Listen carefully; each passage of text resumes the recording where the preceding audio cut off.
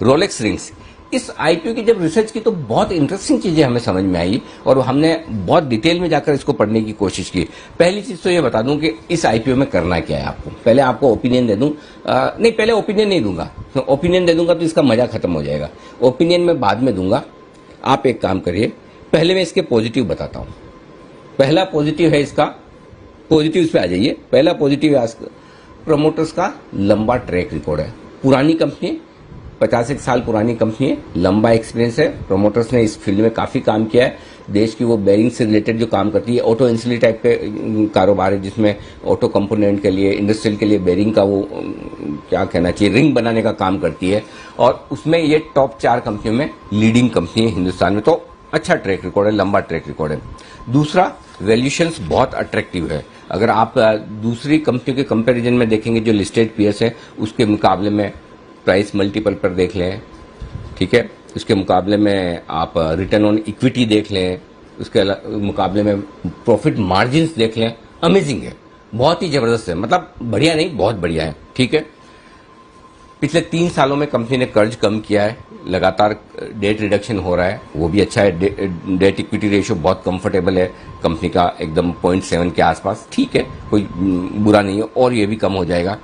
एक और बहुत इंटरेस्टिंग और पॉजिटिव चीज है, कल एंकर बुक देखी है मैंने।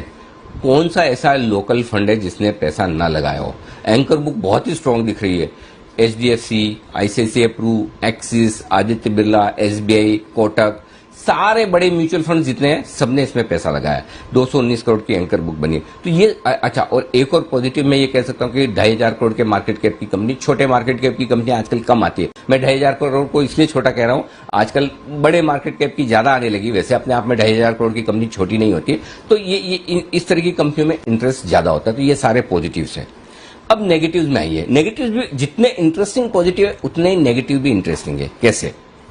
आप इसके पूरे ऑर्गेनाइजेशन चार्ट को देखें, टॉप से लेकर सारे की मैनेजरियल पोजीशन है, जितनी भी बड़ी बड़ी पोजीशंस हैं, उन सारी पोजीशन पे एक ही फैमिली के लोग हैं, जो प्रमोटर फैमिली के, मडेगा फैमिली। हो सकता है HUF हो और सारी फैमिली मेंबर्स मिलकर ये बिजनेस चला रहे हैं, उसमें गलत भी नहीं है, लेकिन वो एक नेगेटिव हम इसलिए मानते हैं कि प्रोफेशनल मैनेजमेंट या बाहर का मैनेजमेंट नहीं है, पूरा फैमिली रन बिजनेस की तरह आपको नजर आएगा।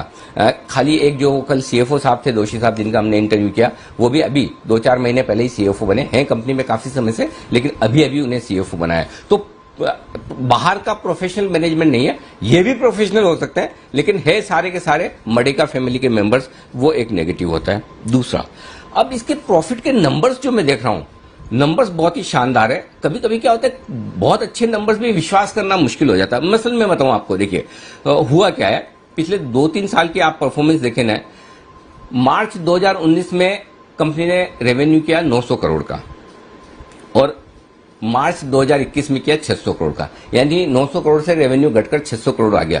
लेकिन मुनाफा 60 करोड़ से बढ़कर 87 करोड़। रेवेन्यू घट रहा है, मुनाफा बढ़ रहा है। Little too difficult to digest, वो टैक्स एडवांटेज की वजह से, और उस वजह से प्रॉफिट मार्जिन, अब प्रॉफिट मार्जिन इस कंपनी के 15-16% है, ठीक है।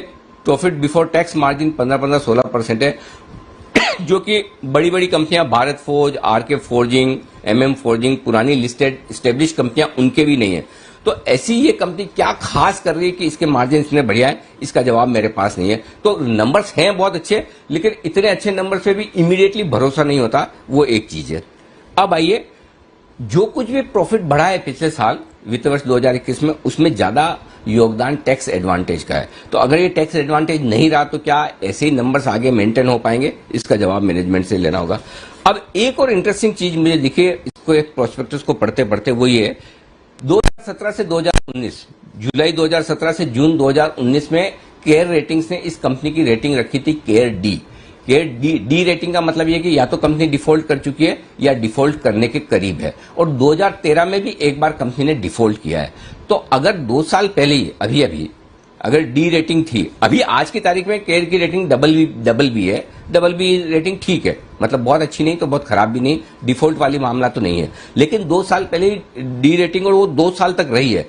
तो ये थोड़ा क्वेश्चन मार्क पैदा करता है कि फिर क्या कंपनी के पुराने फाइनेंशियल्स भी देखने चाहिए, क्या वाकई में ट्रैक रिकॉर्ड थोड़ा डाइसी रहा है, पता नहीं। तो ये सारी चीजें हैं जो आपको थोड़ा सा डिस्कम्फर्ट देती है। तो जितना मैं इसके बारे में पढ़ रहा हूं, कुछ चीजें बहुत अच्छी लग रही है, एक्सट्रीम अच्छी लग रही है कि क्या वैल्यूएशंस है, कितने बढ़िया फंड्स पैसा लगा रहे हैं, और कुछ चीजें ऐसी लग रही है कि नहीं कंफर्ट नहीं आ रहा। तो अपने क्या करना है, सिंपल, जो रिस्क लेने वाले इन्वेस्टर्स हैं, जो वैल्यूएशंस पे आ रहा है उसको देख के ये तो नहीं लगता कि आईपीओ नीचे लिस्ट होगा, करेक्ट, वो तो कोई चांस नहीं है, तो आप एक बार लिस्टिंग पर पैसा लगाने के लिहाज से अप्लाई कर दीजिए।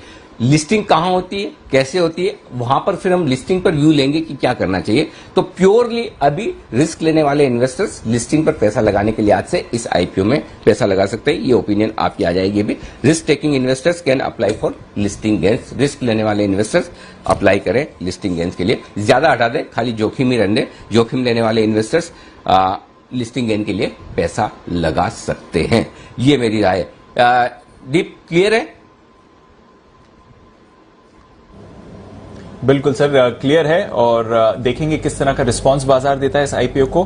पर जैसा आनंद जी कह रहे हैं, रिस्क टेकिंग इन्वेस्टर्स, जोखिम लेने वाले इन्वेस्टर्स लिस्टिंग गेन्स के लिए इस आईपीओ में अप्लाई कर सकते हैं। तो आइए फिर एक नई आईपीओ खुल रही है, उस पर नजर रहेगी। एक चीज और भी कहना चाहता हूँ दीप, एक चीज और कहना चाहता हूँ। खबरें जी सर।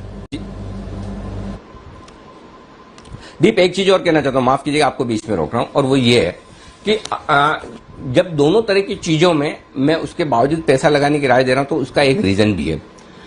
मैं इस मामले में काफी हद तक उन तमाम फंड मैनेजर्स पे भरोसा कर रहा हूं जिन्होंने एंकर बुक में पैसा लगाया, क्योंकि क्या होता है, कई बार आईपीओ के वक्त जब आप किसी कंपनी का इंटरव्यू करते हैं या जो प्रोस्पेक्टस देखते हैं, उसमें बहुत सारी चीजें वो नहीं होती जो कंपनी आगे करने वाली होती है, करेक्ट। आगे फ्यूचर्स के एक्सपेंशन प्लान्स, आगे की ग्रोथ, आगे की प्रॉफिटेबिलिटी, वो जनरली फंड मैनेजर से जब 1-on-1 वो रोड शोज करते हैं, बात करते हैं, तो उन्हें बताते हैं, लेकिन पब्लिकली चूंकि अलाउ नहीं है तो वो पता नहीं चलता। तो मैं ये भरोसा कर रहा हूं कि इन सारे फंड मैनेजर्स ने कुछ न कुछ अपनी मेहनत की होगी, अपना दिमाग लगाया होगा, है ना, और पूरा सोच समझकर उन्होंने एंकर बुक में पैसा डाला है। तो मैं काफी हद तक अपने जजमेंट में एक एजम्पशन लेकर चल रहा हूं कि इन्होंने अपनी मेहनत की होगी, और जब इतने बढ़िया फंड्स एंकर बुक में डाल रहे हैं तो फिर मुझे लगता है कि एक चांस लेने में हर्ज नहीं है। तो इन सबको देखते हुए मेरी राय है कि आप लिस्टिंग गेन के लिए एक बार अप्लाई कर सकते हैं। जी।